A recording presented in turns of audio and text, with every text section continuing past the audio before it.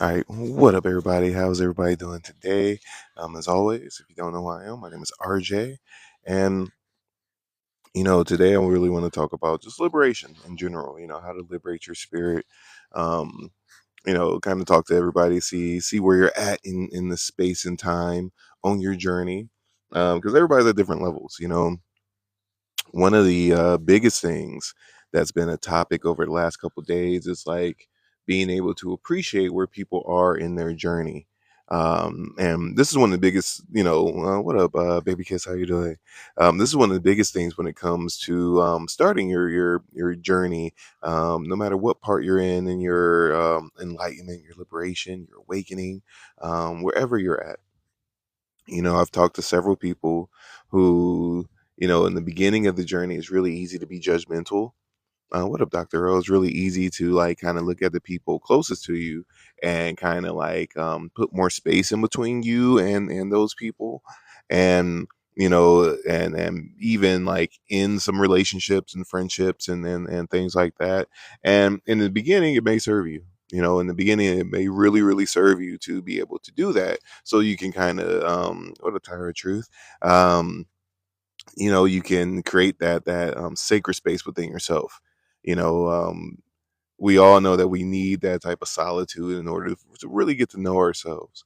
But some people get stuck in that level where they'll look at the people around them and be like, oh, you're not on my level, or good vibes only, and go into that whole type of psychology. And it's very important not to get stuck in that level. The goal is to, understand yourself, understand why you're at where you're at. And yes, that level of solitude and separation is needed for you to know yourself.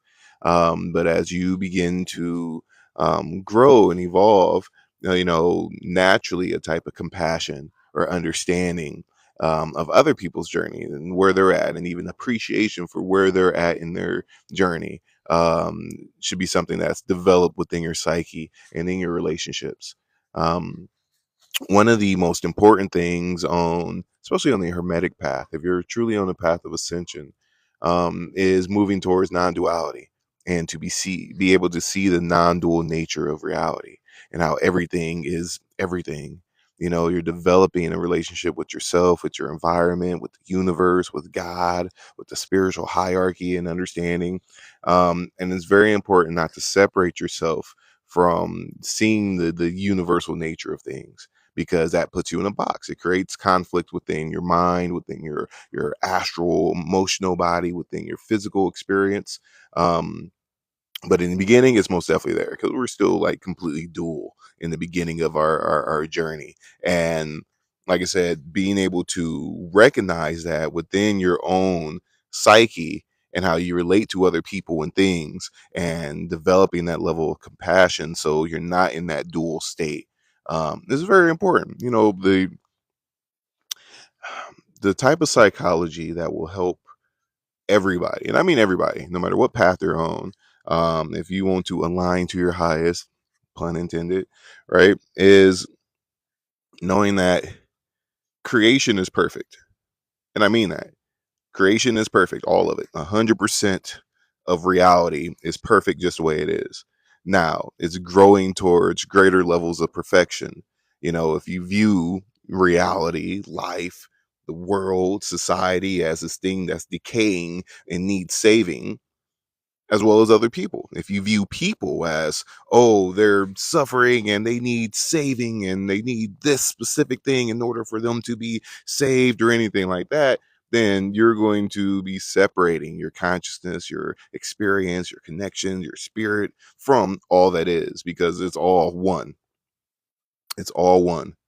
And a lot of people, this is where I lose a lot of people too, because like I said, we have this warrior type mentality, like there has to be something to fight for within our experience. And we pick and choose what aspects we want to fight for, and what our cause is, and what our path is. And it could be anything, but you pick and choose a level in which you're going to interact and create that level of duality. But truthfully, there is no duality unless you create it, unless you say this is the level in which I'm going to pay attention to, and this is the good part, this is the bad part, and you separate it. and that manifests through your thoughts, your feelings, your emotions, through your physical experience, through the people you resonate with, and that's the reality you begin to have. So it's very important to kind of understand that. And I mean that everybody is perfect just where they're at. On the level of consciousness and experience where you are at right now, you are perfect for that level, or else you wouldn't be there. Everybody and everything in all of creation is continuing to grow and evolve into higher levels of perfection. Back in the day when you was outside running the streets and smoking and drinking and everything else, on those levels and those realms, you were perfect. Just like right where you're at, you know, and all of reality functions in this way. And there's no separation. Everything happens for a divine reason. The good, the bad, all of it is God. 100% of it. 100% of it.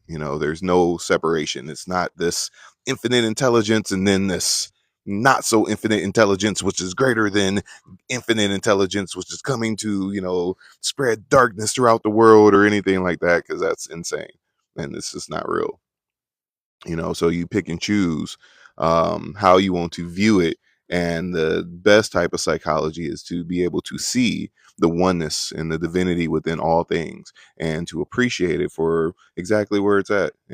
Appreciate people for who they are and where they are, not trying to change people or change things outside of your control. you know um the things that you can change are the things within yourself. So I know thyself, and you make those changes within yourself, and your reality changes.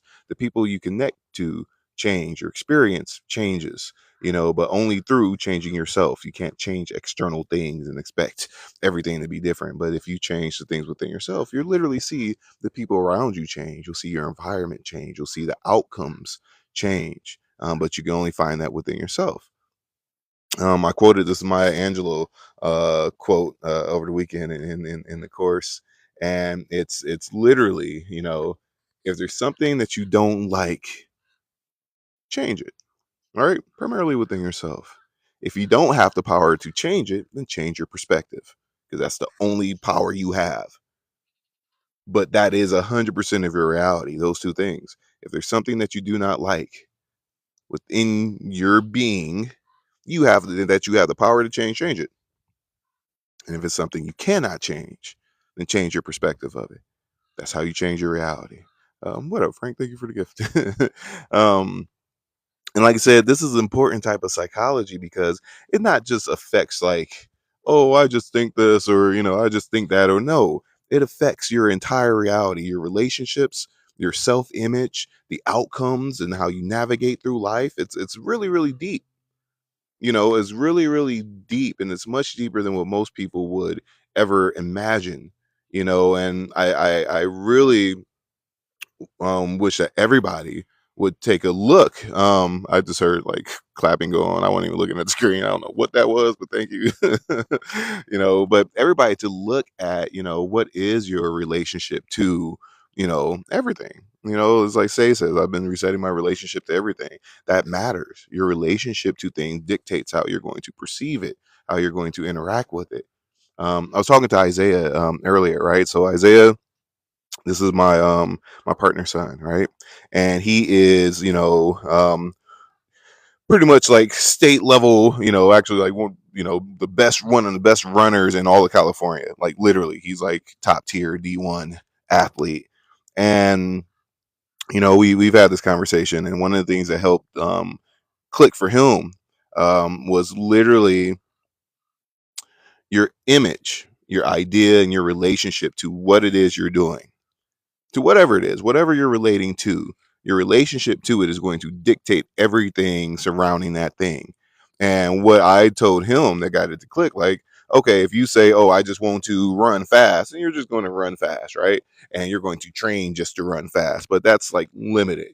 You know, a better type of psychology is, you know, when you practice, are you practicing to be the best in the entire world? Right? That's completely two different things. If you just want to be the best in the school, you're going to practice, just to be the best in the school. It'll be limited, right? And everybody in the school, they're not world class athletes, so you'll just be the best on that level, and that's your relationship to it. But if your relationship to it is, I am everything that I'm doing is so I can be the best in the world, Once again, your thoughts, your actions, your habits, the outcomes, the people you resonate with, the situations you find yourself in, the way that you relate to this thing is completely different than, oh, I just want to be the best in my class or the best in my school. The same thing happens with everything in reality. You can be the saint in your friend group, but everybody in your friend group could be, the heathen level. Okay, cool. I'm just a little bit better than that. But that's just like just an example, but it applies to literally anything. Literally anything. If you want to have the easiest, most fruitful life in all of creation, you have to relate to everything in a specific way to have that outcome, and it's up to you. But you cannot have that outcome if you view the world as this thing that's decaying and that is so much suffering and that everything is damned and everybody around me has to be saved or anything like that, because your relationship to it is everything is suffering. There's not enough abundance, and everything is this war torn thing that the devil was out to destroy. There's no peace, there's no ease, there's no grace within that, and your relationship to it, your thoughts, your feelings, your interactions, the people you resonate with, they're just going to amplify whatever your relationship to the whole is. It says internal conflict turns into external conflict. And this is one of the most important things, is like when we talk about energy, consciousness, your vibe, your frequency, whatever words you want to put on it. The internal things manifest externally. The internal things manifest externally, and primarily that way, more than the external things manifesting internally. If you take it on internally, then it becomes even more of an external thing. All these concepts, ideas, these relationships and things that you have within yourself, they literally manifesting as an outward physical thing. And one thing to really look at for everybody is, in the beginning of your training, especially if you're not highly intuitive, if you're literally not psychic, you cannot see your own stuff. You can't. Most of the internal stuff that we take on, it's all learned behaviors, it's all trauma responses, it's all this karma that we took on from our environment, from our parents, from society, from school, from church, religion, from all these different parts of what makes us us. And most of it's not true. Most of it's literally not real. But this is how we choose to view our reality and our life and how to relate to reality. But most of it's not founded in truth. But because you take it on and it's part of your internal environment, that's how you perceive your world. Um, so being able to recognize that and to change your relationship to what is really, really important. In the beginning, that stuff serves its purpose because it's part of what makes you you, so you can have your own unique perspective on reality, because no two people perceive reality the same way. And I mean that down to the textures, the sounds, the colors. Like, we can all agree this is black, but we can only agree that the frequency in which we experience, right, we agree that we call it black. The way that you perceive it is not exactly the same as the way I perceive it. Literally, because everybody has their own relationship to it. In the same way, we both can look at a specific person and have two completely different ideas of who and what that person is. You know, and this applies to everything in your reality. And like I said in the beginning, we go through what we go through and develop our identity around these personified ideas, so we can have our own unique perspective. But when we go into the state of awakening and growth and ascension and development and start to develop our intuition, we are able to look beyond that and see the limitations within the things that we were brought up with. But you have to have the willingness to identify that and to let those things go. And that's where, like, the surrendering to the higher self comes in. In order for you to change your reality in relationship to it, you have to have, one, the humility to say, I do not know it all. Maybe the things that I'm clinging to aren't real. Maybe I have some things within my personality that I need to change, that's, causing this negative karma and experiences and things like that. And to gauge this, there's many different ways. One, look at your experience. How much of your life is easy? How much conflict do you have in your life when you're interacting with other people? Is there tension, right? Is it like, is it ease? Is it grace? Is it filled with harmony, beauty? Like, what is your experience when you interact with, especially the people around you in your environment? Look at your home. And like, I mean this in many, many different ways. Everything on the external is a manifestation of everything that's in the internal environment. Everything that we hold on to astrally. If you have a lot of tension within your mind, your relationships will have tension. Your physical body will have a lot of tension. And the energy won't be able to flow. When you talk to people, there'll be lots of disputes and stuff like that because you hold on to so much tension within your internal environment. And it's supernatural, but most people cannot see it because they don't understand how the human psyche functions and how energy manifests through from our internal environment into the external world and how we view and relate to the world. And I mean this, if you find yourself in a stream of chaos and like this rhythmic cycle in which you're like hitting really high highs and having beautiful experiences, and then you sink down into the law of rhythm and you have a really low low, oh my God, life is crashing down around me, I'm depressed or whatever else, then that's a reflection of your internal environment. And once again, having the awareness to look at it and say, what's causing this? Because it's always something internal. The spiritual realms, mentally, astrally, all right, this is your internal environment. Everything that you experience spiritually is part of your internal environment. It's not this external thing. That's where the whole, axiom is as below, as above, so below, as within, so without. It's all one. It's all connected. And your relationship to it is what dictates your entire reality and how you perceive it and the events that you're experiencing. So I suggest that everybody, choose peace, ease, grace, harmony, because that's what gives you the internal environment to ascend, to have a very harmonious, beautiful life. And so you can create the environment in which you can grow and you can share that with other people. Good morning, Corey Reyes. What up, Stacy Vibes? How are you doing? So if y'all have any questions about this, like, by all means, ask, because like everything I teach, this is these are concepts and ideas that you have to experience firsthand to fully get. All the higher spiritual knowledge is a product of the spirit. It's not a product of the intellect. You cannot fully intellectualize it without a frame of self-reference to make sense of it. That's how universal knowledge works. This is how even the teachings of Jesus work. Even the universal knowledge within the Bible, unless you are non-dual, or highly intuitive or literally psychic, you cannot look at the literal teachings of Jesus and understand what Jesus is teaching. You have to be highly intuitive, and that's what that's what Jesus is teaching. How do you touch Christ consciousness? In Buddhism, how do you develop the Bodhi mind? So you can look at universal knowledge through experience outside of your belief structure of what it is, so you can experience it and see it for the truth of what it is and not your personified relationship to what you believe it to be. And that's where the training comes in, and that's where the humility and the expansion of consciousness comes in. So you're not, looking at something and saying, oh, this is what I believe it to be based off of my past experiences, because, universal knowledge is universal. It means something on every level.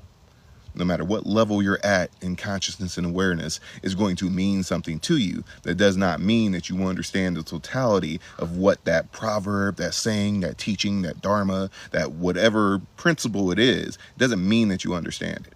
It means that you're looking at it from a certain level.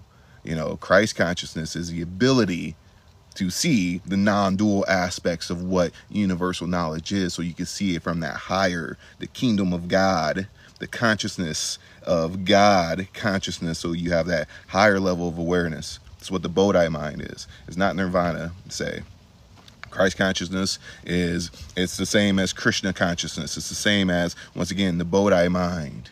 It's the ability when your mind becomes expanded into the non-dual layers of creation, the non-dual layers of consciousness, so you can see the oneness of all things. And when you look at universal knowledge, you can see the universal aspect, the non-dual higher aspect of what that knowledge is. You have to develop the mind so you can see that. It says the mind unattached. Yeah, you can't look at it from your astral, emotional, past self-referencing, intellectual mind, because it doesn't make sense to the intellect. You have to experience it firsthand to fully get it. Is there a Christian term related to nirvana? No, there's not. There's not. In the Christian pantheon, we're going to say that it's more so developing the Christ consciousness. Historically, that's what it's for, and then that's your end to follow the more hermetic aspect of Christian mysticism. Christianity as it is now is an exoteric system. Before it manifested in the way that it is now, it was an esoteric. It was literally a system of mysticism. And that doesn't really exist outside of monasteries. But if you go to a literal Christian monastery, the people that run it, the monks there, and it won't be a lot of monks. I've never been to a Christian monastery that had more than 20 monks, but the stuff that they learn there, they're learning the mystic aspects of it. They don't teach that in regular churches. Now, there are churches out there that are really tapped in and really, really in tune. Says a lot of Christian practices actually reinforce an attached mind. Yeah, in the exoteric traditions and stuff like that. And I know preachers, I know people that own churches and priests. I've had students that are priests and preachers and stuff like that, and all of them they know the truth. Now, if they're going to tell their congregation that, maybe not. The lower astral organizations that are completely dual, they exist within the astral, and they all have mechanisms to keep you within that astral attachment, or else they would not exist. They need some type of hold on, other levels of consciousness and beings and people in order for them to remain, as prominent as they are. So they all have some form of attachment to keep you stuck there. But traditionally, Christian mysticism is a hermetic practice. That's why all the Western mystic traditions are all founded upon, it's all Christian. Rosicrucians, the Freemasons, all these different traditions that are high level, Christian mystic systems. All the universal knowledge and the non-dual knowledge, it's there. You cannot be a Freemason if you don't believe in God. You can't. You can't practice Rosicrucianism if you don't believe in God. Says, what is the Illuminati? I don't really want to get into that.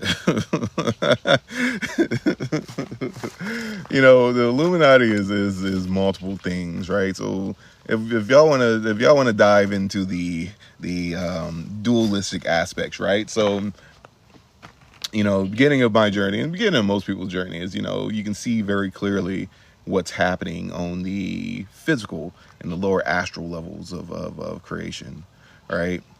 And the levels in which try to literally brainwash people and keep them into those lower levels or whatever, they understand magic and alchemy and the spirit and everything else very, very well. Very, very well. These are systems that are still part of the whole. That's why I usually don't go down below the universal connection and understanding and relationship to it, because I don't care to. But for most people are there, and this is what they thrive off of because it resonates with them, and it's like, oh yeah, and then for some people you might raise up a little bit because you're understanding this, but it's a lower way to relate to it. The people that own the movie studios and media and run radio and all the entertainment things and stuff like that, these people are Kabbalists. They understand magic and alchemy and the psyche very, very well. Public relations is a type of psychology and how you get people's subconscious mind to relate to something so you can control them. It's a control. It's not, oh, let's suggest this. No, how do we, work with the human psyche for a particular effect? And this is very well understood. This has been like a known science for thousands and thousands and thousands of years. This is nothing new. And when people talk about the Illuminati and stuff like that, it's those people who are on that level. Still God. Still God. If you didn't have any of that, you wouldn't have the ability to grow and to ascend and to relate to the world the way that you have. You wouldn't have the freedoms you have. So like I said, it's how you relate to it. Even when we talk about, politics and stuff like that, even the literal evil politicians that are, subject to the lobbyists and stuff like that, if they did not exist, once again, you would not have the freedoms that you have. It's all a part of the divine order. This is understanding non-duality and understanding how everything is everything. Everything is connected. But if you choose, I'm going to, separate myself from the whole, and this is the cause that I want to fight for, then you're just dropping below that. You're creating that split, that duality within your psyche, within your experience, your connection to everything, and you're going to stay on that realm, and you're going to resonate with people that have those same thoughts and feelings and emotions and stuff like that, and it's going to be a bigger part of your reality, even though it does not have to. Now, is it a thing? Yeah, of course. It manifests on every level of creation. But if you are on those lower levels and you're choosing, I have to fight for this or whatever, then you're just, separating yourself. Now, you can create, a different system. You can create a different system, but if you're out there trying to fight and create this division between you and all that is, and being in that competitive aspect of duality and conflict, then that's just what you bring into your experience.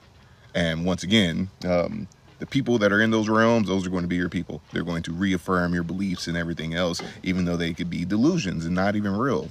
Most of the conspiracies and stuff that people stick to and everything else, most of the stuff's not real. I mean that. Yes, it's all types of crazy stuff that goes on and things that are hidden within, the system and the government and stuff like that. But most of what's out there is literally not real. But if you take it on, this is what's happening, that's how you're going to see it, no matter what, because your subconscious works that way. Whatever you take on as a truth, your subconscious is going to make sure that you see it as a truth, even though it could be a complete delusion. So, like I said, understanding the non-dual nature of reality and how the human psyche works, psychology. And whatever it is that you stick to, that's what you're going to perceive. That's how you're going to relate to it. But it doesn't have to be chaos and confliction and, oh my God, the world is suffering and all this other crazy stuff. Because yes, that's a thing. What up, Live a Life? That's a thing. But it's up to you to decide which levels you're going to engage in, because it's going to become a bigger and bigger part of your psyche and your experience. There's always something to fight for on every level. Then once again, like Maya Angelou says, if it's something that you would like to change it. Primarily within yourself, because you can't change many things outside of yourself. You can't change other people. Think about how hard it is for you to change the things within yourself, and how little chance you have to change anything within somebody else, unless you're a master of alchemy. But we'll get into that later. And once again, the things that you cannot change your perspective, and then your relationship to it changes. And like I said, this is coming from me. I've been through a lot. I grew up in the hood. Neither one of my parents raised me. Basically raised myself for a good part of my childhood. Running the streets, always been super smart, always been in the 99th percentile. From all my past spiritual work and incarnations and stuff like that, always highly intuitive and everything else. But even when I was running the streets, boom, I had to go through that to understand that level. To understand, this is why.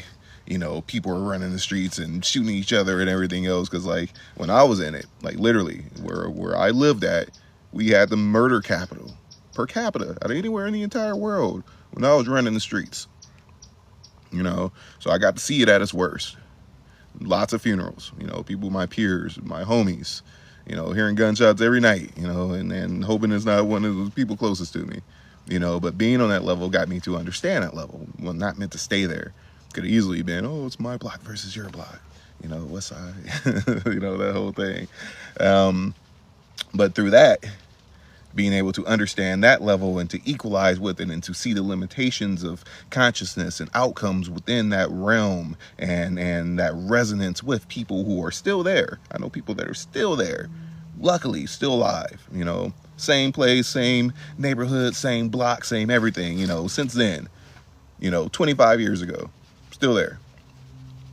But if it wasn't for that, I wouldn't have been able to move to the next level. Oh, wow, now I can see politics. Okay, cool. Why is this the way it is? I see the interactions on this level, but okay, cool. Why does this exist? Okay, cool. City planners, the cities are literally constructed to be energy siphons, and in a sense, they're entities. The cities are literal entities in which are made for certain levels of consciousness. What up, Dantes? For certain levels of consciousness. The city planners plan out the cities exactly the way they're supposed to be. We have the poor side of town by design, which is separated usually by highways in order to keep the middle class and upper class here and there. The ghettos are literally designed to be ghettos. Ghettos come from, Nazi Germany, in which they created the literal term ghettos because they kept the Jewish people there because they're a lot easier to police. That's what a ghetto is, in order to keep people contained into a certain area and into a certain level of consciousness and stuff, right? So understanding that, and understanding how society is formed, understanding how cities are formed, understanding how do you wonder why there's every city that you go into, there's a sign, and this is our Masonic Lodge, this is the Elks Lodge, this is all these people that understand universal knowledge and consciousness and magic and alchemy. When you enter into the city, these are the groups that run the city, and when you come in, you can see clearly exactly who it is. But it's an entity. It's an entity. The cities are also level of consciousness. It's a city. And you can look at the people as the blood cells, the organisms in which fuel and give this city life, and it's a literal thing. You can look at the roads as the blood vessels and all the energy that you put into being a part of the city, the consciousness and engaging into the things that make the city the city. This is it's a literal entity. It's a thing. But once again, if I didn't go from, being in the dualistic gang-banging realms, I would not understand society. I would not understand how, society functions, why cities are what they are, and how consciousness on that level functions. It's a bridge. I could have stayed in that. I could have stayed in politics. Oh my God, I got to fight for this and that or whatever. And even that, it's not what you think it is. It doesn't function the way that most people think it functions. No matter how many ads you see and everything else, it's not how it functions. Is nothing like what they tell you and what they promote and how they get you to vote for this. That's not how politics works at all, But once again, I could be in that dual realm. You got to fight to be Republican, Democrat, whatever it is, and that's a lower level of connection. It's a lower level, but many people live in that realm, and their whole consciousness is like doomed on that level, and that's all they think about 24/7. I got to fight for this, got to fight for that. These people are trying to take over this, and like it consumes their thoughts, their feelings, their actions, their relationships, the outcomes, their experiences, because they're binding themselves to that realm, to that level of consciousness. And this is how you pick and choose your karma, right? And it serves a purpose. This is the one thing. It serves a purpose. So this is the thing about understanding the dual and the non-dual nature of reality, because even those lower dualistic levels of separation, they serve a purpose. You would not have the liberties you have now if it wasn't that level of duality and all that conflict and stuff within that level. It serves a purpose, but being stuck to those levels is what creates chaos within you. You don't have to be a part of it. When you are a part of it, you serve your purpose. On that level, you're perfect just where you're at. And the goal is to be ever evolving and growing so you can learn those lessons and move up to the next level and not be bound to it. Don't get stuck. These astral belief structures and emotional attachments is what binds you into lower ways of being, lower levels of perception, lower truths. Is it truth on that level? Yeah, of course. Right? But it's a personified truth. It's a lower truth. And the goal is to constantly grow and evolve into higher levels of truth so you don't be bound to those realities and to those experiences and those other people that's there, because it's sticky. Astral energy is sticky. Literally, it sticks to you. It's sticky. So it's so hard to get over emotional things and to let go. That's why everything in the course, the beginning steps, mastering the elements, how do you develop a deep mechanism for release, to release all the astral stuff that's bound to your mind? Say asked about, is Christ consciousness nirvana? No, nirvana is your ability to release all the astral stuff that's stuck to the light of your mind. I mean that. That's exactly what it is. Nirvana is the release of attachments, aversions, and delusions, all this astral stuff, this astral light that's binding to the light of your mind that we literally hold on to. Once you develop the mechanism to release, the mind becomes free. It becomes light. And all these things stop sticking to it, so you can see through the light of your mind and not through the light of your astral perceptions, your astral attachments and belief structures. That's what Christ consciousness is. Everything, the system and the teachings of Christ is literally how do you develop the ability to see things from that non-dual level. It's not nirvana, but how do you have the ability to release all the lower levels so you can see things from the higher levels. You can see higher levels of truth. That's the kingdom of heaven. That's why, John said, Christ lives within me. He wasn't talking about Jesus. He was talking about Christ consciousness lives within me. I can see the kingdom of heaven. I can see the non-dual aspects of creation. And once you get to that level, everything in life becomes easy. And I mean that because there's no separation. There's no conflict within your psyche, within your emotions, within your relationships, within the way that you view the world. You literally create heaven on earth. This is my life, bro. I'm not suffering in any way, shape, or form. I ain't had a bad day in years. Life is beautiful. I experience literal miracles daily. And I mean that, daily. I don't have a worry in the world. Everything flows. I am one with infinite intelligence, with God. And I see God in everything and everybody. And I swear my experience is beautiful. And I'm very, very grateful to have this level of understanding, connection, to be able to even share this information and practices and stuff with everybody so you can achieve that too. And even that's, in Hermetics, that's the beginning level. This is when the work starts. When you get to that level, and this is when the work really starts, because you are, your perceptions are on that non-dual, more God consciousness level. So you connect to the world in a completely different way. Your experiences change. And like I said, you have to have the bridge of experience to fully get it and understand it. It makes sense, even you guys hearing it, but until you are able to experience that level of consciousness and be able to work with it in a tangible way, it just sounds like something. But I can promise you, the perception, the relationship to everything in all of creation is something in which you have to experience firsthand to fully grasp and understand. What up, D-Dash says, how do you feel when tragedies happen? I'm sure you've been through a lot.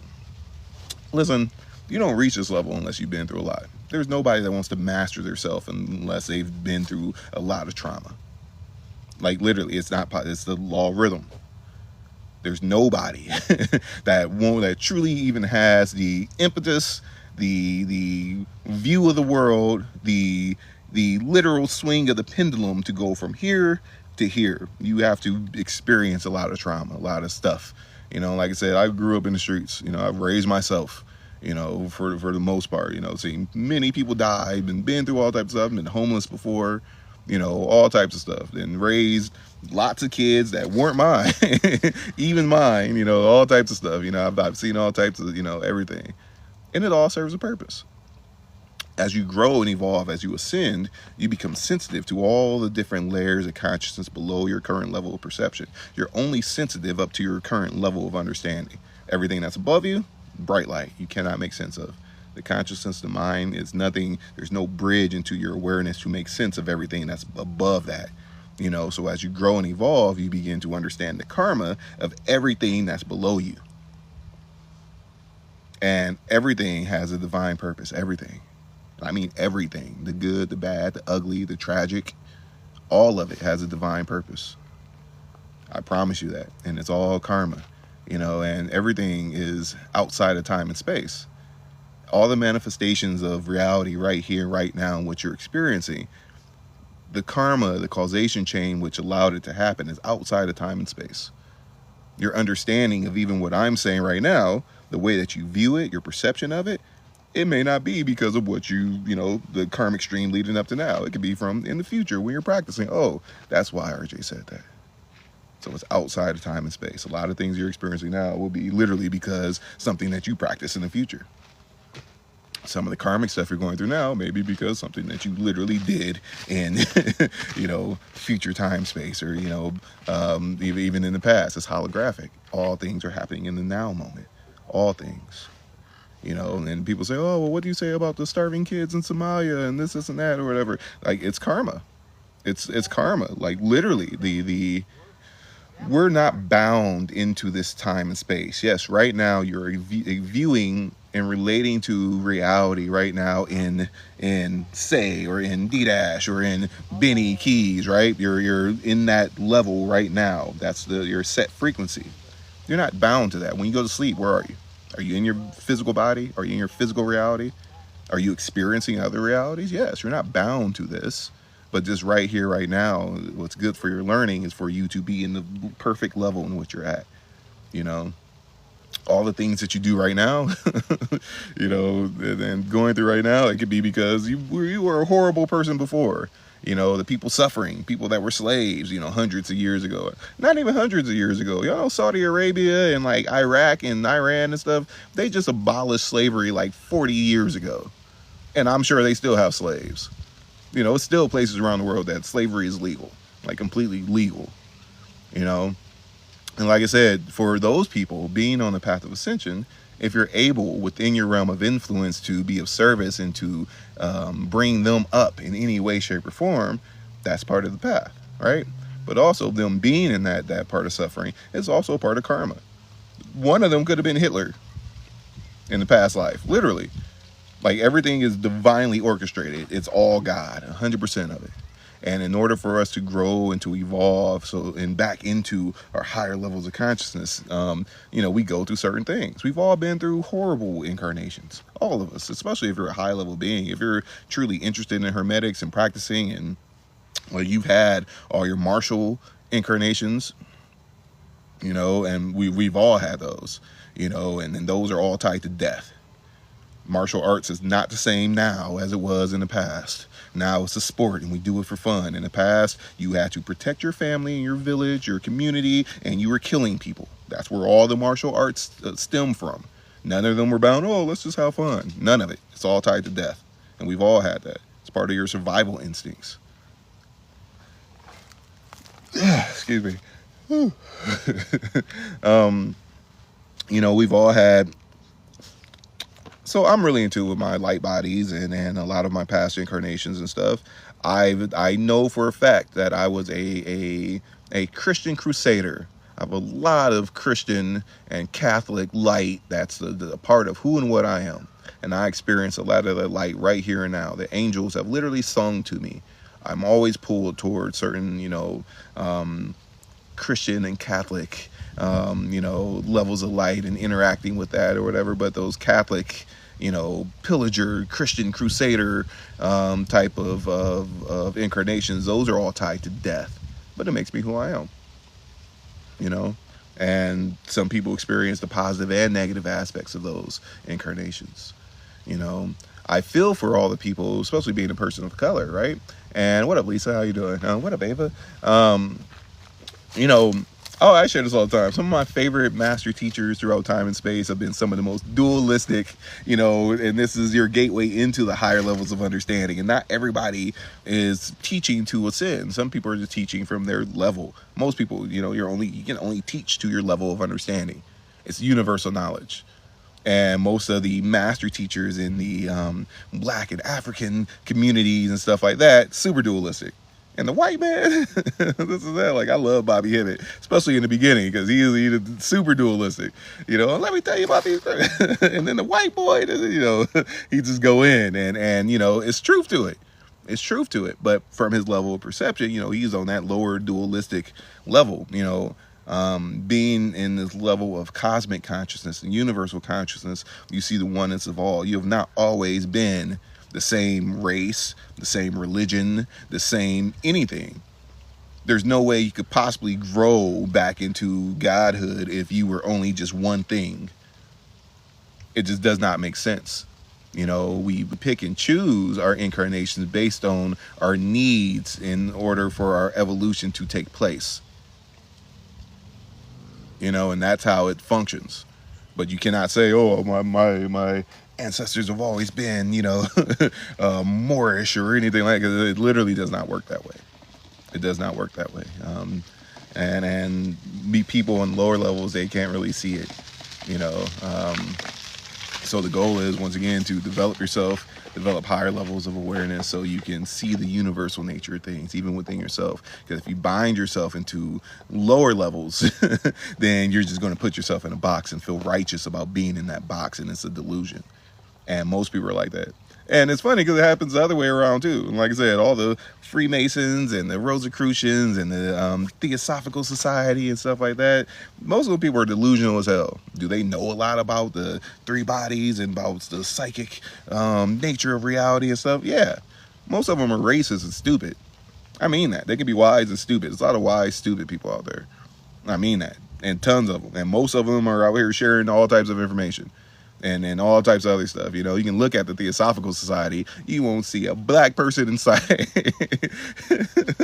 And they have this type of superiority thing or whatever, where even, like I said, how everything is connected. You've been everything. You've been everything. You've been Indian, Asian, African. You've been all these different things. You've been a single cell organism, or else you would not exist. You know, but to have that level of separation, you block yourself from the whole of reality. One of the things of hermetics is understanding the universal nature of things. You have to have experienced the universal nature of all things in order to have that realization or to be able to experience that light. You cannot experience it or know it unless you have been through it, and I mean that. That's part of developing the light of your mind. It's part of our evolution. But if you put a separation in between it, then you will never be able to see the whole picture. You cannot make sense of hermetics if you are just like, oh, I'm just studying hermetics. You're going to put yourself in a box. Hermetics is not about, oh, let's just look at hermetics. That's why the Emerald Tablets are written the way they are. You have to literally have studied and been through many different traditions and levels of understanding in order for you to piece it together. It does not make sense to the intellect at all. It does not make sense to the intellect. You have to experience it and know it in spirit. But in order to do that, you have to have experienced it firsthand. It's like, what does an orange taste like? You cannot get that from a book, from a proverb, from a saying, from a description, from an adjective. You have to experience an orange. You know, but people block themselves and say it's just this or it's just that, and delusion. You know, they put themselves in a box and they're not able to expand beyond that, you know. So you can't be the best version of yourself, trying to be second best version of someone else. Exactly. You know, and that's one of the beautiful things too, and I teach and all, you know, everything that I teach in psychic development and hermetics and self-mastery is, you don't want to be me. My path is different from yours, but everything I teach is the universal principles and practices in order for you to have those experiences, so you can use that as a vehicle in your own path, and you can take it beyond what I would ever take it, relative to whatever your path is. Don't be me. Don't strive to, you know, have the understanding and experience that RJ has, because it won't serve you. It won't. You'll put yourself in a box, you know. But everything that I teach is so everybody who comes to me for teaching, for knowledge, for practice, for, you know, understanding, so you can take it far beyond what I would ever take it. Then we can practice together. When you train the spirit, because you're training your intuition, you're training your connection between you and the light of your mind, the essence of your spirit, right? So it becomes a bigger part of your awareness, so you can interact with it and begin to ascend in levels in which you have to experience firsthand to fully understand, you know. And from there, once again, you don't have a teacher, you have a friend, and then we practice together. And I'm very, very grateful that I have a very, very beautiful community of friends in which we're practicing together, you know, and growing. And it's beautiful, you know. If this is something that you're seeking, you know, if you want to develop your intuition, develop your spirit, your psychic abilities, so you can understand life and create this life of ease and follow your purpose, I have a whole system, you know, created specifically for that. And it's beautiful. It's life changing, and whatever your path is, whatever your thing is, whatever your, how you choose to be of service, how you choose to ascend, you become a master of that. And I mean that in some of the most beautiful, amazing ways possible. It's alchemy. It's magic. It's hermetic magic, hermetic alchemy, and it's really, really beautiful. So if you have any questions or anything, now's the perfect time to join, because I have tons of videos. It's literally hundreds of videos and practices, and we have group Zoom meetings and everything too. So if you're interested, check out the link in the bio. You can join it's the Master Key Psychic Ascension course, and literally it's beautiful. You want to experience your intuition and psychic abilities to levels in which you literally cannot conceive. Because even for me, my stuff gets amplified every day. My my stuff literally gets amplified and I've been practicing. I've been teaching for years. I've been practicing for even longer, and every day it becomes more magical and more beautiful, and my insights and intuition and everything, it's really, really beautiful to understand the spirit and understand the divinity within all things, and have that connection, raising up that vibrational scale. It's a blessing, and I'm really grateful to have this understanding. Because there's not many places that give that understanding on a universal level. A lot of it's bound to culture, or bound to lower levels of perception, and like things that will put you in a box. And they're all bridges. They're all bridges into higher levels, but it's very easy to get stuck on those bridges, especially if you're in one of the more dualistic traditions that are meant to keep you within it. Put the blinders on. Don't look at this, don't do that, because it's going, all that stuff. But the most liberating thing you could possibly do is train your intuition, train your spirit, because your spirit is always guiding you. There's always a higher guiding the lower. And when you become really in tune and know yourself, know thyself, then you will get to know the universe and the gods, literally, because you're raising up that vibrational scale, and your relationship to it just changes. And it's a really, really beautiful process. So once again, if you're interested, check out the link in the bio. If you sign up today, if you use the promo code MOON, you get like 50% off. So it'll be $222, and you get year-long access to everything. I have weekly Zoom meetings, Saturday and Sunday mornings at 9 a.m. where we're doing the group practices, the Q&A, and everything else. There's multiple libraries, with tons of practices, and like the whole path is, level 1 is mastering the elements. So you're developing equanimity. You have to develop the inner environment in which you can be more sensitive to the more subtle aspects of how karma functions within your awareness, within your life. You can only experience that through developing equanimity. It's level 1. Level 2 is psychic development. Now that you develop the equanimity, now you can develop your higher levels of awareness. You cannot understand the formless aspects of creation unless you can interact with the formless aspects of creation. It's not possible. It's literally not possible. That's why so many people look at, religion and even science from that lower, just pure intellectual aspect, and the intuition's not there to match it. They can't intuitively look at it and relate to it on a spiritual, experiential type of level to fully grasp it. And like I said, all is one. Everything is everything. The most prominent scientists and physicists of all time have all been mystics. They've all been highly intuitive and everything else. And the reason why they were such great physicists and scientists and stuff like that is because they knew it on the spiritual level. And I mean that. Look at Tesla, Einstein, Oppenheimer, all these people who super high level, but it's because they had the intuition to match the intellect. So you're developing the intuitive intellect. You have to learn the intellectual aspect too, so the intuition has a way to, connect those neurons, and the synapses happens, and the aha moments come because you have to have that energy has to connect for you to understand it. You have to make sense of what you know intuitively, or else it's like, oh, I kind of know this. I can kind of put my finger on it. So it's a balance of both. But the intuition has to be developed in order for you to make sense of it. So that's very important. Level 3 is magical invocation. Magical invocation is, well, how do you learn from the spiritual hierarchy? Now you developed an awareness of the spiritual hierarchy. What's low, what's high, what's within the astral, the mental, the non-dual layers of creation. And you have to build a perception of it. And Everything is everything. You are not separate from all of creation unless you put that separation between you and creation. So how do you use the spiritual hierarchy to grow and evolve beyond what's keeping you where you're at? And that's where magical invocation happens.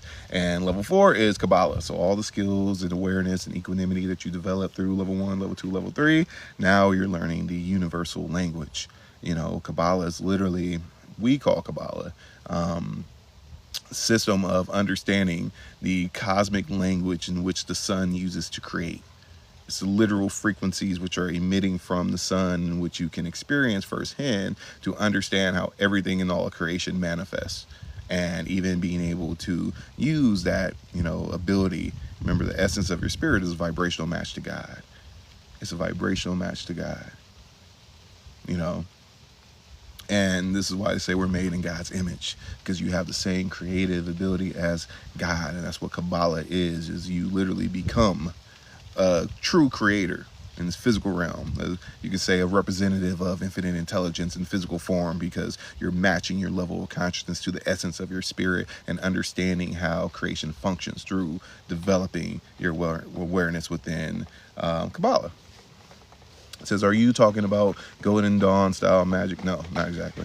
It's not exactly the same. Golden Dawn is like, once again, I don't do the lodges and traditions and stuff like that, because most of them are limited in many different ways.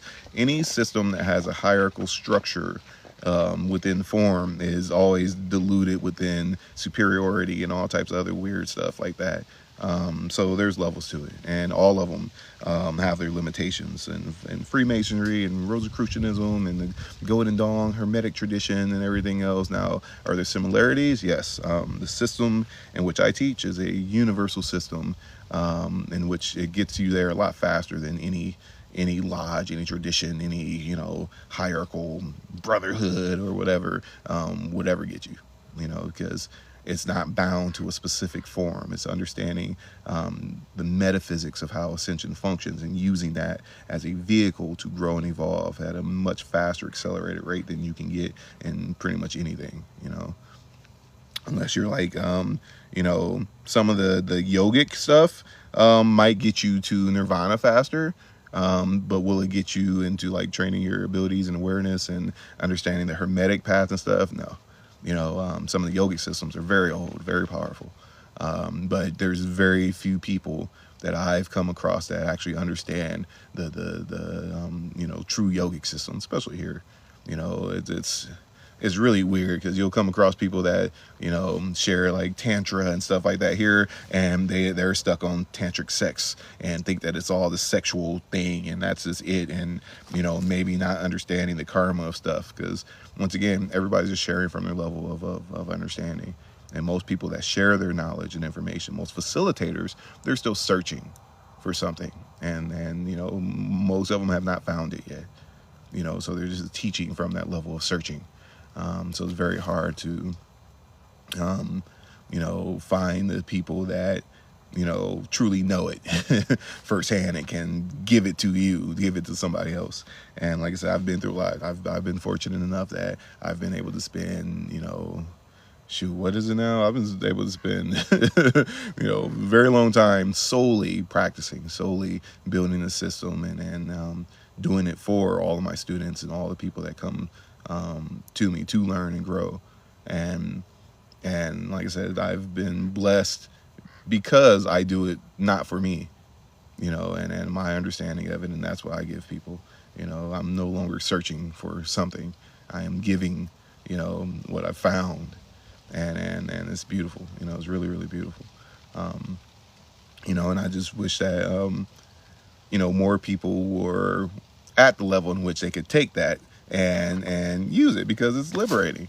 It's literally the most magical, beautiful thing that I've ever experienced, and like I said, for me, life is very easy. My life is very easy. You set the tuning forks up, you alchemize and purify your chi, you develop your spirit, and it just becomes this very, very magical, beautiful, fun-filled adventure. And it's amazing. For anybody else that's interested, we have this Sedona workshop in a couple weeks. It's September 12th through the 19th, and it's an initiation into Hermetics workshop.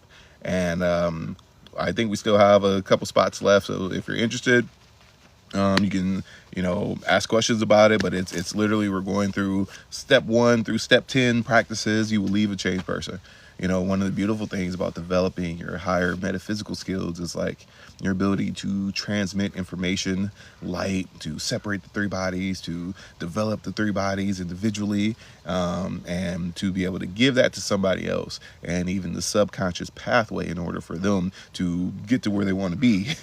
That's a big part of it too. So not only will you develop a method of doing it yourself, but as we're practicing for the whole week, because literally we're doing 4 or 5 hours of practice every single day, in a place of power. So where you practice matters. The people you practice with matters. The time in which you're practicing and who you're practicing with and the skill and level of awareness they have, it matters. It most definitely matters. So when we go through this retreat, you will leave a changed person. Not only will you get the benefit while you're there, the experiences that you have after you leave will just grow and compound, because, like I said, the ability to abhisheka, to literally give you certain frequencies and information and alignment to skills. And once again, like we said earlier, everything that you've experienced up to this point was for you to come to the understanding and perception in which you have now, so you can use that as a vehicle in order for you to grow and evolve. So your karmic stream changes, and because you understand the path, you have developed the tuning forks and understand how to refine your experience and your destiny and your karma, the experiences that you have will match that. And it's really, really beautiful. It's really, really beautiful. It's an amazing journey and path to be on. And it's magic. It's alchemy, and to the highest level. All of our sciences are founded upon hermetics.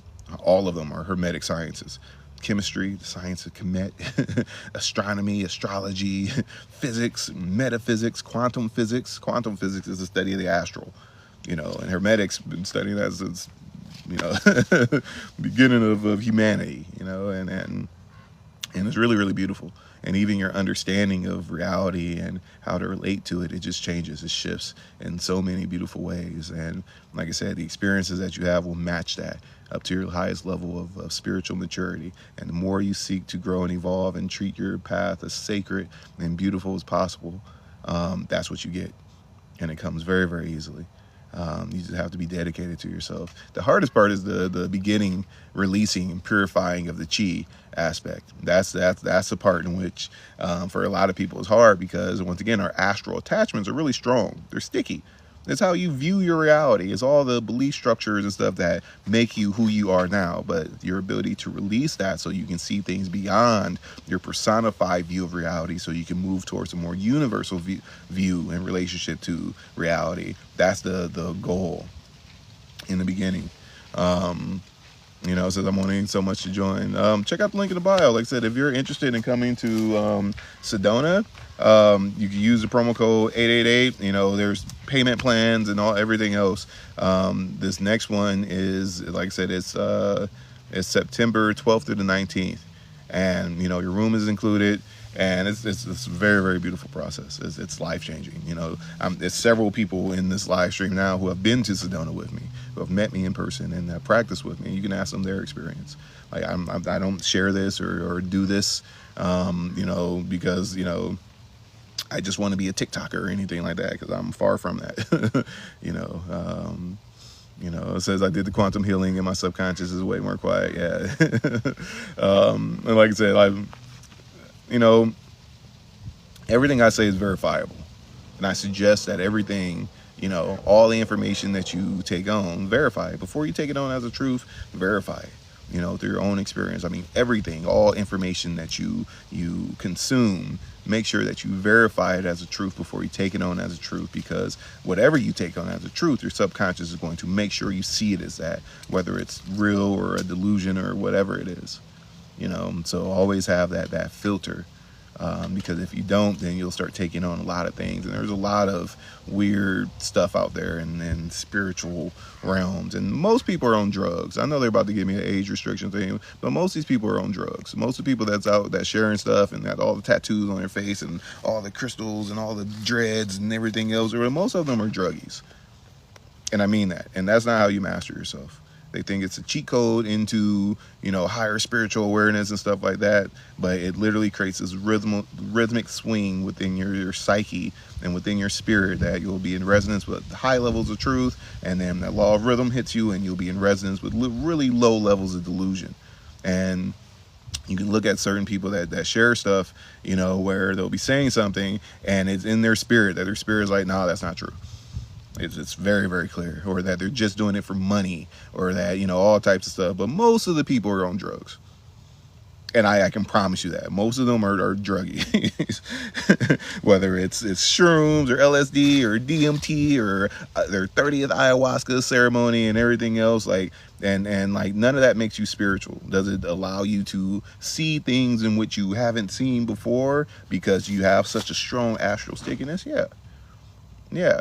But like I said, and I know I'm going to lose a lot of people because so many people are bound to those things. It creates this strong astral attachment. Like, how dare you talk about, my plant medicines or whatever it is, because they've built this relationship in which they're bound to it, in which they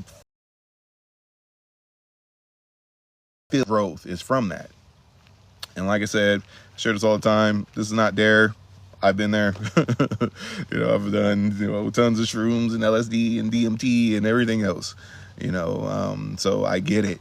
But most of the people are bound to that. And it's been years since I've, done any of it. And I can tell you right now firsthand that you do not learn a lot doing that. I didn't fully start to learn the truth. And I mean the truth, until all that was way past me, way beyond. I was way beyond that. And I mean that. And like I said, people will get along with a bunch of other delusional people, and because they're, they think reality is a certain way, or they see things when they're, partaking in drugs and stuff like that. And other people around them will just reaffirm that delusion, and they take it on as a truth, even though it's literally not real. You can quickly just go through some stuff on TikTok and people be sharing stuff. Yep, that's delusional, literally. And that's the thin line, Lee. What up, Lee? When it comes to spiritual knowledge and understanding and stuff too, because there's a very thin line between the truth and delusion. It's a very thin line between that. And a lot of people, because of the attachment to drugs, because it's so prevalent, and when it comes to people's spiritual development, especially nowadays, that they'll experience delusions. Like literally, they'll start to experience things within their subconscious belief structures. That's how light manifests anyway. It's through your belief structures. So when you no longer have the protection of your astral protection and astral belief structures, then that light is going to manifest through whatever you believe it to be anyway. Whether it's the delusion or not, and you're going to see that. You're going to have a spiritual experience, and it's going to be, oh, this is affirmation of what I believe already, and most of it will not be true, so I strongly suggest, if you're in that realm, to fast from it, to let go of it, and develop yourself so you can reach those states, and purify your chi so you can see things from higher levels of light. You don't want to be bound to those lower delusional realms, because they are the realms of delusion. All of the dualistic realms are the realms of delusion. That's why all these people out here talking about, oh, there's a war going on in the astral and all this negative. They're delusional. They're literally in those lower delusional realms. They're literally filled with delusions, and people live by those delusions and teach other people those delusions and stuff too. So don't get caught up in the trap, because it is a trap. Everything that's astral is not real. It's a way to relate to higher levels of light and a lens of subjectivity to see that light from. You want to purify your astral chi and activate from your spirit, from the non-dual level, so you can see the universal aspect of what is, and not a personified relationship to what you're experiencing. In the beginning, I used it for brain stimulation due to the brain injury. It helped. Yeah, and like I said, the dangerous aspect of it is, like I said, there's a large percentage of the population that will take a drug for the first time, and they will ruin the rest of their spiritual development for the rest of their life. They will put a hole in their aura. They become schizophrenic, spiritual psychosis, and all types of stuff. And like I said, the problem with it is most people don't have a concrete system of development, or most people don't even understand what spiritual growth is. They think, oh, I'm spiritual because I do shrooms, or I wear this, or I dress this way, or because I have crystals, and everything is spiritual. But if not many people understand what it means to truly grow spiritually. Lots of people will spend decades in just astral things and never get any growth. We have cool experiences, yeah. When I was, doing LSD all the time and shrooms and DMT and stuff all the time, were those experiences fun? Hell yeah, they were fun. Did I fully learn anything that helped me grow and evolve? Not really. Not really. Did I get lessons? Sure, But did I really grow from it? No. On the outside looking in, not at all. Not even remotely close. And most people don't get that. Because yes, you have a lesson. Oh, I came to this realization. This was cool, and all those astral energies are building stories within your life that come full circle, and this and that. But you don't really learn anything. You don't. None of that stuff is real. It's all subjective, and I mean that. And this is the benefit of understanding the spiritual hierarchy, understanding the vibrational scale. Because the lower levels, once again, they're all dual. They're all levels of delusion, and the lower levels are really easy to interact with because they're really close to the physical. All the beings, all the nature spirits, all the, things like that. And you can look at most like shamanic cultures and stuff like that. They're usually working with the nature spirits because they're right there and they serve a purpose.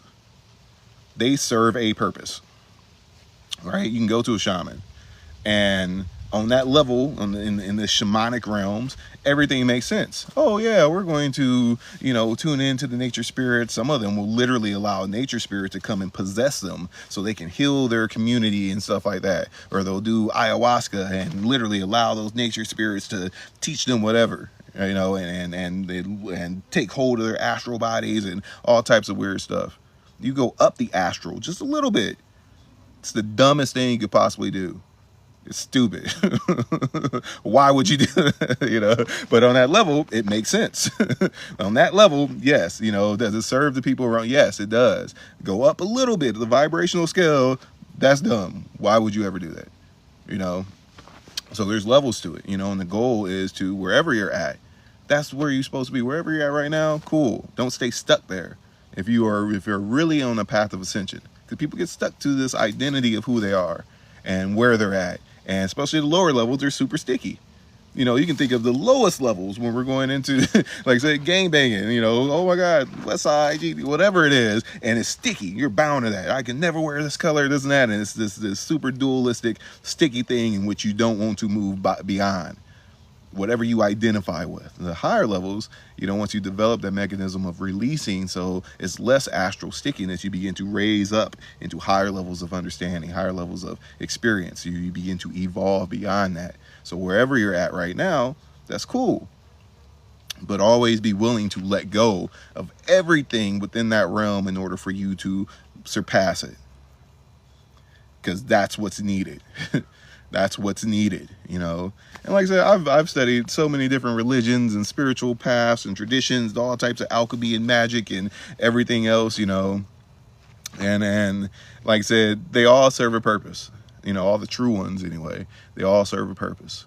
But you're not meant to stay bound to any of them. You take what resonates, you take the truths from each one, because almost all of them are bound to delusions too. Every religion, every spiritual path, every philosophy, none of them are real. And I hope everybody understands that none of them are real. None of them are truth. And in Hermetics, even within Hermetics, how do you become God again? How do you experience intentionally the ability and the pathway through functional, practical practice and development to become one with the essence of all that is, even that is just a type of psychology to get you there. It is not bound to truth. It's how do you see higher levels of truth. It's the type of psychology in which you can relate to your reality to get there. But you cannot even stay bound to those practices or anything like that in order for you to transcend the identity of a hermeticist. You have to release yourself for that, from your rituals, your practice, everything. It gets to a level in which, okay, cool, I've got that, move beyond that bridge. There's no philosophy, no religion. There's none of that. None of that is real. Those are all astral things. And I mean that. Even the oldest religions in the world, Hinduism. Hinduism is not even a real religion. You know, that's why Hermetics itself is dualistic. Hermetics is a path of ascension. And because we have a physical body, you're a dual being. Now, the light of your mind is in the beginning is in a dual state.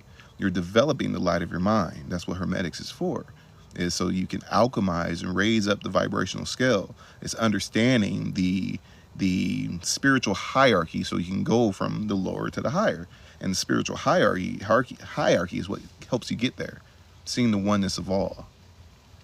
And you can only do that through that. So you're understanding the dualistic nature. There's no way you can transcend duality if you do not understand duality. But once again, you have to see it. It's because you're a dual being that you have the ability to reach non-duality. If everything was just, just was, then you wouldn't have the ability to grow and evolve. It's one of the benefits and one of the blessings of having a physical body. That's why they call the present. It's a gift, and because you have that, that's your vehicle to grow and evolve beyond what you could do without it. Because you cannot do it without a physical body, without seeing the dualism and the dualistic aspects of everything. In order for you to perceive anything at all in your entire reality, you have to be able to see the polarity in it. You have to see the fluctuation between this is one point oscillating between another point. That light has to be vibrating in some way, some shape, some form. In order for you to have a perception of anything, you have to be able to see the dualistic nature of it. And then you transcend it. And we're in the lowest realm, which is the physical realm. And there's so much duality, but this is a blessing. This is school for the spirit. And every being that's outside of form seeks to come into form, because this is how you grow and evolve. This is the quickest, most efficient way for you to grow and evolve, is to have a physical body. If you reach the higher non-dual realms and you have not entered into nirvana and able just to go in there and you stay stuck in those non-dual realms, it's going to be a very long time for you to transcend and get into, enter into nirvana, because there's not enough fluctuation in the light. It's not enough duality. I mean, think about all your traumas. If you didn't have your traumas, then you wouldn't be the person who you are. The ones that you have healed. Oh my God, I understand so much more about emotional intelligence and my own psyche and human nature and everything else. If you didn't experience that duality, that polarity within your experience, it would not be a thing. But this applies all across the board. Says, is it releasing the stickiness and or reprogramming the subconscious? It's a balance of both.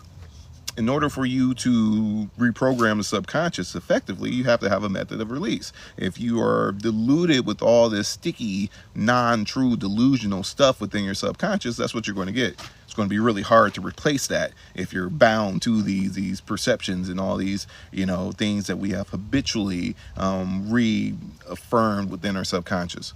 I share this, we talk about this all the time. People who have this astral subconscious habit of being pessimistic all the time. So everything is pessimism, everything is this negative thing that's going to happen, and they're always worrying and pulling their hair out, because that's their subconscious relationship to their environment. That's bound to some trauma, some learned response from, not having a stable childhood or whatever it is. And subconsciously it's there. So being able to see that within yourself, to identify it, and then to purify that aspect, and then to reprogram something else in its place, that's what alchemy is to transform energy from one state into another. And in the system, that's what you're learning how to do. And that's like beginning level stuff. the alchemical stuff and transforming all your personality traits and negative habits and traumas and succubi, incubi, demon type consciousness spirits and stuff you have attached to you. That's all beginning level work. That's all the beginning. That's what you learn first. How to purify the chi, purify your astral body, and then you go beyond that. That's, and once you can do that within yourself, you can do it within other people, because you'll understand it on a level in which most people won't for a very long time. And that's the beautiful thing about it. You just start where you're at, and through knowing yourself. Remember, know thyself, and you will come to know the universe and the gods. The more that you know yourself, purify yourself, alchemize yourself, and you treat your path as sacred and as reverent as possible, and have fun doing it, you get there very, very quickly. And things become, it becomes a really, really beautiful, magical adventure. Say says, so it's not a trinity. I mean, it is, but like I said, who's aware of the polarity? You aren't the polarity. You are the awareness of the polarity. That's what the Trinity is. Father, Son, Holy Spirit, and there's different levels of it. You can look at the numbers. There's 0, 1, and 2, and the 0, the akasha, the essence of your spirit, that is the awareness in which all things are vibrating in and out of. That's the essence of your spirit, is that. And the essence, the awareness, is what's aware of the polarity, And once again, to fully get it and to grasp it and to experience it firsthand is completely different than knowing it intellectually. Like I said, you can read all the books on hermetics and alchemy and magic and spirituality and the yogic systems and everything else.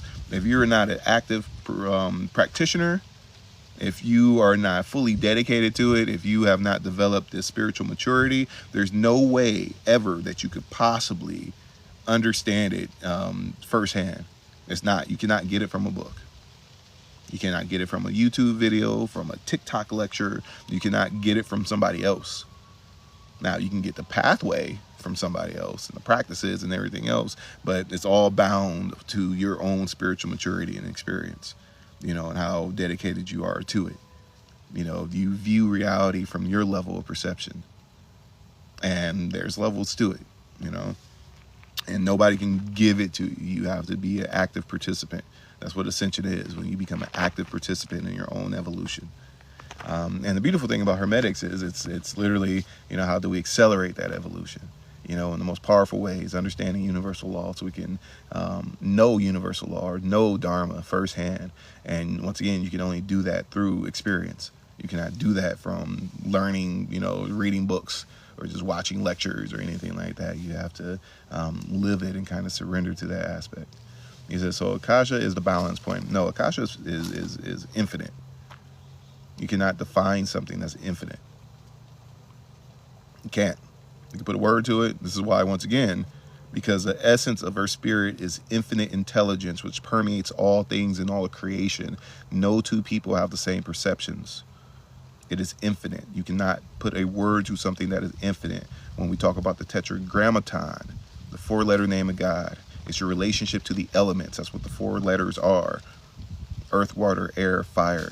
The totality of it is akasha, emptiness, space, void, infinite intelligence. There is no way you could possibly put a word to it. That's why they call it the indescribable. And that's how the Christians relate to it. But that's exactly what they're talking about. And everything that I teach is what's a functional, practical way to experience it firsthand, because you can't put a word to it. You have to do the practices, develop yourself spiritually, have a clear path of development and understanding of where it is you're going and why it is you're doing what you're doing, for you to fully get it and to grasp it and to understand it. And not many people have that. There's not that many systems out there that teach that. And it's not many systems out there that teach that, and that's that's one of the things about it, because there's so many people teaching so many different things, and in the beginning, people aren't willing to invest in themselves, so they're just like, okay, cool, let me take information from here, or, oh, I like this person and what they're saying, let me take that information from there, and none of it's cohesive. none of it fits together. So none of it is like, oh, this is why we're doing this, or this is why, this is the outcome, this is where we're going, this is, this is how you experience that. None of it is that. It's, oh, let me practice this, practice that. And there's no cohesiveness within their mind or psyche to say this is what the path is. So equanimity is the balance point. Yeah. And like I said, equanimity and akasha are two different things. Do they feel similar? Yeah. But all the different levels of stillness in which you are cultivating through the 6 gates, the 5 senses, and the mind itself, and all that concentration and akasha that you're developing, that's what the stillness is. It's an accumulation of akasha. Through that, you're developing equanimity. And equanimity is what allows you to enter into akasha and to go up and down the vibrational scale, so you're not bound to any of it. Equanimity is like an elevator. You enter into that state, you can go up and down without being bound to any of it. A lot of people get into their spiritual path and stuff, like we talked about this in the beginning, and they think, oh, I'm all love and light and this is and that, and they bind themselves to some delusion, and they're not whole. They're just like, oh, I'm this, and they can embody certain aspects of the Godhead and things like that, but they deny other aspects of it.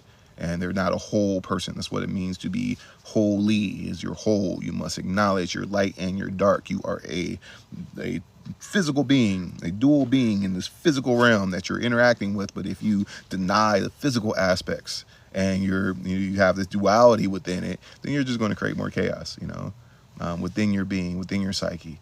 I don't think I've ever met anybody that's, oh, I'm all love and light, that wasn't like completely judgmental and this type of weird type of narcissistic type of relationship that they have to other people, because they think that they're holier than thou. They do not see their darkness because they polarize themselves.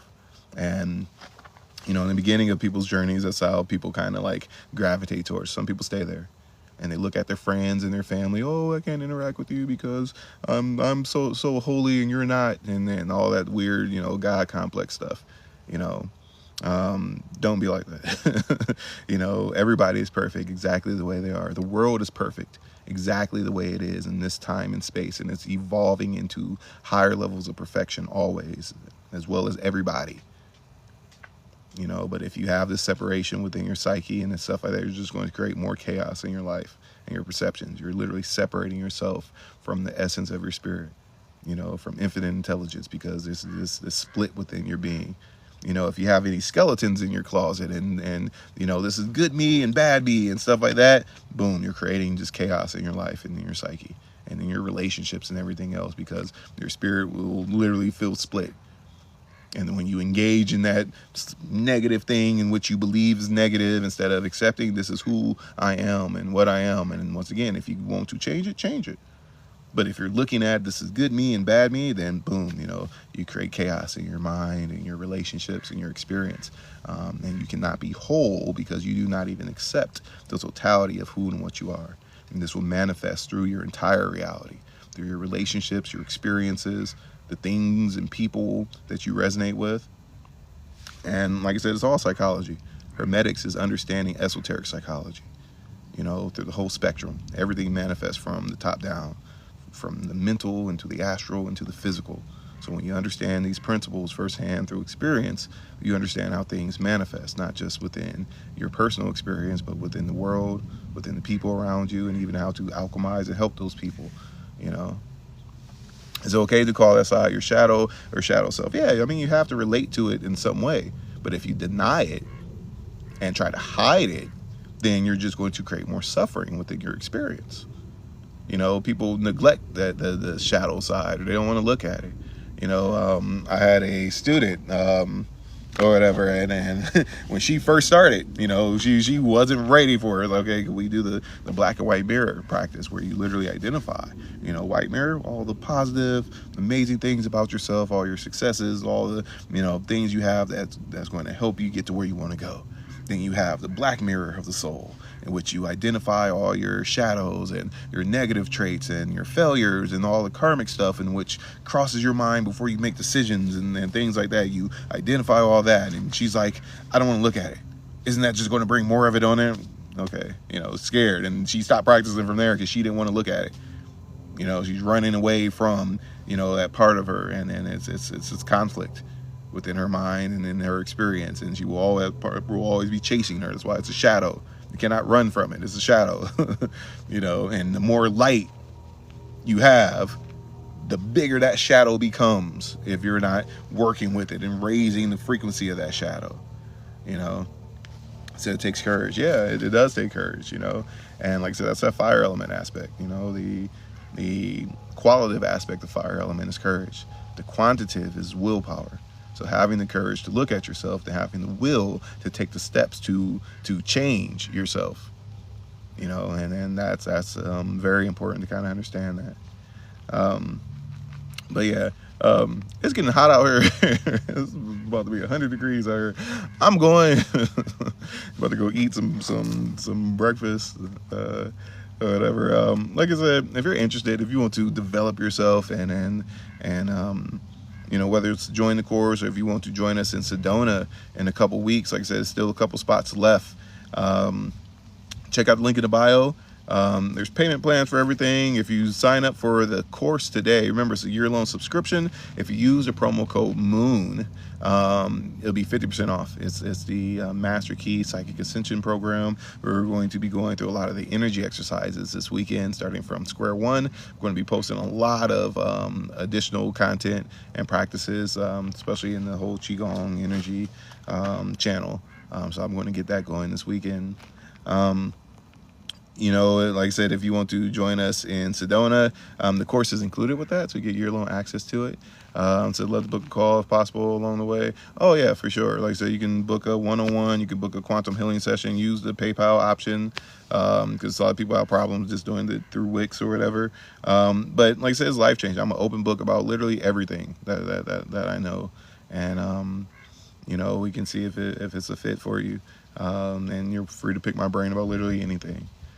So as always, I hope everybody has a very, very blessed and beautiful rest of your day, and I look forward to seeing you guys in the future. Yeah, bye.